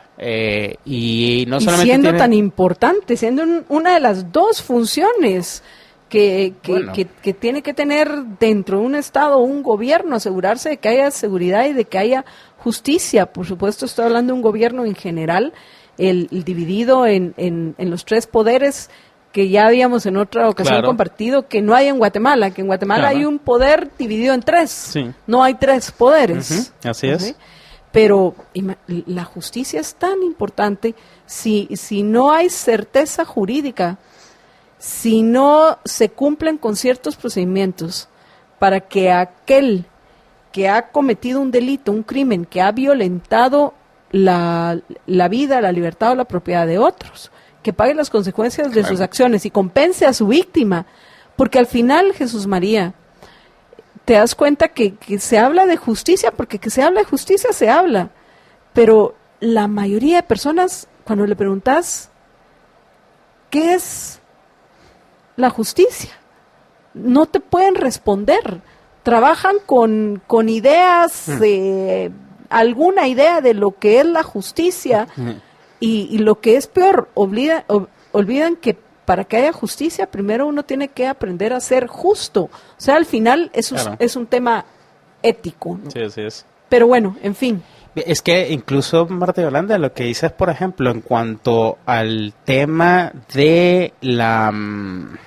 que hablábamos hace un rato, en cuanto al tema de la justicia propiamente y que la gente no le da la importancia que tiene la justicia, bueno, le escuchaba precisamente creo que un profesor de Derecho Penal hace unos días que le invertimos más dinero en deporte que en justicia. Es decir, ¿cuál es la prioridad que tenemos como sociedad? O sea, ¿queremos invertir en justicia? Y que realmente no estás invirtiendo. El gobierno gasta, entre comillas. Correcto. Aunque la realidad es que los que malgasta, porque uno de los más cuestionados, uno de los entes más cuestionados dentro de la estructura gubernamental por corruptos, son precisamente los que tienen relación con los temas, con el deporte, en el caso de Guatemala, y no solo en Guatemala, en todo el mundo. Mirad todos los escándalos de los señores de la FIFA, aunque la FIFA es yo no sé mucho de fútbol, pero, yo tampoco. Así que aquí estamos bien fregados, pero bueno, en fin. Sí, yo creo que es como sociedad pensar si estamos invirtiendo realmente, o si lo que estamos es, como dices, Marta Yolanda, dilapidando dinero. Pero aún así, si deberíamos invertir, si lo que estamos invirtiendo en teoría es lo suficiente, yo creo que no es lo suficiente. Y por otra parte, en cuanto al tema de la justicia, sí, en general, el funcionamiento de las cortes, de los tribunales, del funcionamiento de los juzgados, hay que tomar en cuenta algo que yo creo que no se toma en cuenta. Por ejemplo, el caso, muchas veces a nivel mediático estamos viendo problemas en el funcionamiento del sistema de justicia por la intervención constante de la CC. Y esto es un problema que yo creo que deberíamos de prestarle atención y deberíamos de discutir, como yo mencionaba, de qué corte de constitucionalidad queremos. Pero hay una cosa todavía más dramática, Marta Yolanda, que es que los índices lo que indican es que nos están punteando en los últimos países de la región en cuanto al funcionamiento de la justicia civil y la justicia penal. Es decir, el grueso de las personas, los que nos están oyendo, la sociedad en general, eventualmente va a tener problemas probablemente judiciales en relación a problemas civiles y o penales, civiles pensaría yo más. Y ahí es donde estamos en los peores lugares de la región. Es decir, el funcionamiento del sistema civil y el sistema penal es de uno de los últimos lugares de la región. Es decir, compartimos el mismo estándar con países que sucumbieron al Estado de Derecho, como por ejemplo Venezuela o sencillamente Nicaragua. Y ahí nos están punteando el caso de Guatemala. ¿Qué significa eso? Que hay un problema no solamente en cuanto a quienes integran las cortes, que es un tema ya más personal, de perfiles, de gente que a lo mejor no tiene la debida preparación, cuando hay muchísima gente muy bien formada y preparada en el ámbito judicial, sino que también hay un problema que no se discute, que son las leyes que tenemos. Es decir, hay leyes procesales en materia de procesos civiles, procesos mercantiles y procesos penales que distan mucho de los requerimientos del mundo moderno. La ley de amparo sencillamente es una ley que debería reformarse a plenitud. El código laboral y los códigos procesales en materia laboral también son leyes que deberían estar sometidas a reformas muy profundas. Entonces, yo creo que me tomo la idea que tú mencionabas. Nos quedamos a veces muy abstractos, ¿no? Ideas muy ambiguas, realmente mejor. Sí. La mayoría de términos importantes como sí, este, así es. Que es una señal de de lo mal que se encuentra la educación bajo la dirección del Estado, léase, bajo la dirección del gobierno, porque toda la educación es estatal, porque aún los colegios privados son supervisados, regidos y obligados a impartir lo que un burócrata en el Ministerio de Educación dispone que se debe de enseñar en los colegios. O sea, entonces, aquí comentábamos al principio del programa con el presidente del CACIF, Juan Carlos Teffel. Él decía que el salario es una aspiración, es mínimo, es una ilusión, porque la realidad es que la mayoría ve cómo se las arregla, porque en nuestro país no hay la creación de trabajo que se necesita para todos. Claro, sí. Pero yo pensaba que la educación también es una farsa, la educación privada, en el sentido de que tú, que yo sé que estarás pensando a dónde vas a mandar a Adriano, dónde lo vas a educar, la realidad es que vas a tener que estar como padre atento a lo que le están enseñando en el colegio privado, que tú vas a estar pagando un dineral. ¿Por qué? Porque los que dicen lo que se debe de enseñar, y si usted quiere enseñar algunas cosas extras, pero por ejemplo usted tiene que decir acá que hay pobres porque hay ricos y los ricos le robaron a los pobres su riqueza. No entiendo cómo le vas a robar a un pobre, pero así hay libros de cuadernos sociales en Guatemala que eso es lo que te dicen. Sí, es cierto. Entonces, por haber dejado algo tan importante como la educación en manos de los gobernantes, hoy nos damos cuenta que no se enseña a pensar en los colegios.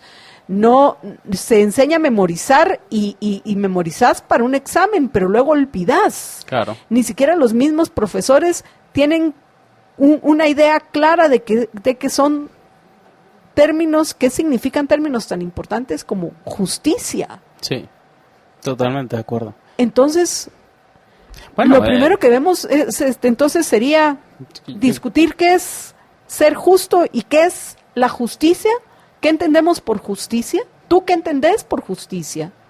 Bueno, aquí primero yo por lo menos una cosa hay que distinguir, por ejemplo, de la justicia como un valor, al cual, por ejemplo, de manera, como bien dices, un ideal ético, moral, al cual todos aspiramos, pero un Estado de Derecho también hay que tener mucho cuidado con esa aplicación de la justicia como material, porque en un Estado de Derecho tenemos leyes que hay que cumplir, y entonces yo abogo siempre por una justicia que se atenga a las leyes que se promulgan y que son las que nosotros básicamente como sociedad nos damos. ¿Por qué? Porque si no buscamos una especie, como pasa con el tema de la Corte Constitucional, que la Constitución puede decir A, pero si nosotros buscamos una justicia que es la Y si la A sencillamente no cuadra con la visión que tenemos de justicia, entonces dejamos de aplicar el derecho que sencillamente que es el que está positivo. Entonces eso ahí yo tendré esta visión de tener que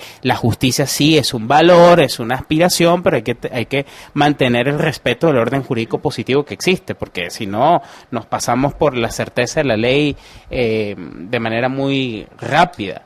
Y sobre el otro tema que bien decía Marta Yolanda, sobre el tema de la educación. Bueno, pero sobre eso el problema es el estado de legalidad. Claro, el Estado de Derecho y es esa confusión también que hay, que la mayoría de abogados en Guatemala ni lo entienden. No entienden la diferencia entre el Estado de Derecho y el Estado de legalidad, porque dentro del Estado de legalidad hay un montón de normas que chocan con el Estado de Derecho. Claro, sí. Entonces tenemos una contradicción entre lo que debe ser un Estado de Derecho, lo que es un Estado de Derecho y un Estado de legalidad. Y es ese Estado de legalidad, entre comillas, el que impide que vivamos dentro de un Estado de Derecho. Entonces no es así como tan fácil de, pues, lo dado, el pósito. Ahí está el positivismo y hay que cumplir las leyes. Así es. O sea, es un hay término leyes medio. que son incumplibles. Claro, es un término, por eso decía, es un término medio, como dices, o sea, el estado de legalidad son una cantidad de legislaciones que hay en un determinado país y, como bien dice Martí Yolanda, puede que toda esa legislación rompa con ciertos ideales, por ejemplo, el Estado de Derecho. Pero lo que es importante es también evaluar que tampoco podemos pasar de la mera aplicación de una legalidad a rajatabla, que es lo que yo creo que pasa en Guatemala, ¿no? Sin que se contraste esto con el ideal de Estado de Derecho, a una visión ya más extrema, que es quizás la que tampoco estarías de acuerdo, que es básicamente aspirar a una justicia sin tomar en cuenta la legalidad, porque ahí sí sencillamente nos persinamos No, porque es claro, que tiene que haber una justicia clara, claro, así es. certera. Pero hay que definir qué entendemos por justicia. Así es. Yo, por eso, en cuanto puedo, y ahorita tengo el momento, digo lo que es justicia, es darle a cada quien lo que le corresponde. Claro. Y justicia dentro de una sociedad es, si un antisocial violenta algún derecho individual de otra persona, Ujú. debe de pagar las consecuencias de sus acciones, y eso implica compensar a su víctima, porque luego Claro. se supone que se hace justicia, entre comillas, dentro de precisamente este modelo positivista que tenemos en Guatemala. Se hace justicia porque se llega a una condena al supuesto agresor, Ujú. pero no hubo justicia porque el agresor no compensó a su víctima. Claro. Ahí tenemos este problema que es una legalidad que existe en Guatemala, que es una legalidad que va en contra de ciertos ideales de Estado de Derecho. Y eso hace que, en buena medida, tengamos problemas como los que vemos, es decir, poca inversión extranjera, poco respeto a la propiedad privada, una legalidad que probablemente, como decía el presidente del CACIF y mencionaba, no toma en cuenta la realidad estructural y económica del país. Entonces, eso es una legalidad que sencillamente lo que hace es impedir el desarrollo. Luego, ¿esa legalidad debería interpretarse con arreglo a un ideal de Estado de Derecho? Sí, y eso es válido, y eso es lo que se hace en todos los demás países del mundo. Ahora, cuidado es con la otra visión que yo veo que es como que se está haciendo más popular, lo que se llama el neoconstitucionalismo o el activismo judicial, que es buscar lo que cada quien de manera subjetiva y arbitraria considera por justicia en detrimento de lo que existe. Ahí La es supuesta evolución de las leyes. Claro, Hay que tener ahí muchísimo eso es cuidado peligroso. con eso. Eso es bastante peligroso. Pero entonces yo creo que estamos de acuerdo en que esa justicia como valor debe inspirar, pero siempre y cuando se toma en cuenta también lo que existe. Hay un cuento famoso que siempre yo le he dicho, le cuento a mis estudiantes, que se hace célebre en teoría del derecho, que es que va el juez Holmes, que era muy famoso en la Corte Suprema de Estados Unidos, y va y entonces una persona le grita, vaya magistrado Holmes o juez Holmes a hacer justicia, y el juez Holmes se devuelve y básicamente le dice, no, yo no voy a hacer justicia, voy a aplicar el derecho. Esa es un poco esta visión de, no es que la legalidad hay que aplicarla, como bien decías, a rajatabla, pero hay que tomar en cuenta la legalidad. Y esa legalidad interpretada a la luz de ciertos ideales puede ser un buen mecanismo para el Estado de Derecho. Pero todas estas, la educación es clave, como tú decías. Sí, pero al final la pregunta es si esa legalidad riñe con la justicia, riñe con el Estado de Derecho. Efectivamente, los jueces lo que deberían de hacer es velar porque haya justicia. Y lo que vemos en dentro de estos sistemas Ujú. es, lamentablemente, a jueces no solo promoviendo injusticias, sino ellos mismos siendo injustos. Claro, porque creo que, por ejemplo, apuntabas a algo muy importante, que es también que en el ámbito judicial, y yo no sé si eso también se hace, yo creo que poco, y en las carreras de Derecho y en Latinoamérica tenemos un gran problema, que es la falta también de preparación de los jueces en temas de filosofía moral. Entonces, por ejemplo, como tú preguntabas, ¿qué entiendo por justicia? No sé. Tú, por ejemplo, ahorita acabas de dar una definición dulpiana, ¿no? Dar a cada quien lo suyo, lo que le corresponde. Bueno, es una noción de justicia muy importante y clave dentro de la civilización occidental. Pero no sé hasta qué punto hay un acuerdo sustantivo en el gremio de abogados sobre qué es lo que interpretan por justicia. Habrán otros pero que... vamos a depender de un acuerdo Eso es de nuevo, ¿quién fue el que dijo que la verdad no depende de lo que piense la mayoría? Entonces, acá lo que debemos es tener claro que, primero, ¿por qué decidimos vivir en sociedad? ¿Por qué decidimos vivir en sociedad? Porque dentro de una sociedad tenemos más probabilidades de alcanzar nuestros objetivos, de mejorar nuestra calidad de vida, y vemos lo que el vivir en sociedad nos permite, todos estos avances que no tenían nuestros abuelos, bisabuelos, tatarabuelos, y no se diga hace 100, 200, 300, 400, 1000 años las personas. Claro. El bienestar que hoy tenemos es producto de la división del trabajo que se da dentro de una sociedad. Entonces, nos vamos a asociar con otros para poder alcanzar nuestros objetivos. Y esos objetivos necesitamos que se den dentro de un contexto, y un contexto de respeto mutuo, ¿ok? Claro. Para que la cooperación sea pacífica. Entonces, como no todos van a coincidir con eso, porque no van a querer hacer el esfuerzo mental y físico por alcanzar sus objetivos, dicen, ay, bueno, lo más fácil es aquí estaba con Marta Yolanda, este abogadito que de plano debe tener pisto, porque es abogado, y los abogados, ¿cómo cobran? Así que, pues, nos vamos a entrar a su casa y le vamos a robar, es lo justo, porque él tiene más que yo. Entonces, le voy a ir a quitar lo que él tiene de más, porque yo lo necesito y lo necesita mi familia. Entonces luego venimos con la justicia social claro. Y la justicia no sé cuántos, claro. Etcétera. Pero eso no. Claro, ¿para qué tienen que estar los jueces? Para decidir, mire usted, fulanito, usted le robó a Jesús María. Usted tiene que compensarle, tiene que volver lo que le robó y lo tiene que compensar por todos los problemas que le causó. Pero si vamos a estar esperando que haya un acuerdo entre abogados, eso no puede ser. Sí, yo me refería es que los abogados, estoy de acuerdo contigo, pero yo me refería a que si en los abogados no hay la discusión fuerte sobre también qué es lo que entendemos por justicia, vamos a tener estos grandes problemas. Cuando había una convicción moral fuerte en el gremio de abogados de que la justicia era dar a cada quien lo suyo que le corresponde, un derecho romano típico, bueno, la civilización avanzó sustancialmente. Pero cuando, por ejemplo, esas discusiones no se dan y cuando arbitrariamente cada quien tiene su noción de justicia, como bien mencionabas, Marta Yolanda, entonces, si para mí, yo soy un juez con una visión un poco colectivista de la sociedad, creo que la justicia siempre es justicia social, bueno, sencillamente mi labor como juez puede llegar a ser bastante complicada y bastante incoherente con la defensa del Estado de Derecho, que también es una aspiración que deberían buscar los que apliquen justicia. Entonces, a eso es un poco lo que me refiero, es decir, que debería haber esa discusión, un poco la que tú planteas, ¿no? Sobre si lo que vamos es a unas cortes de justicia, ¿no?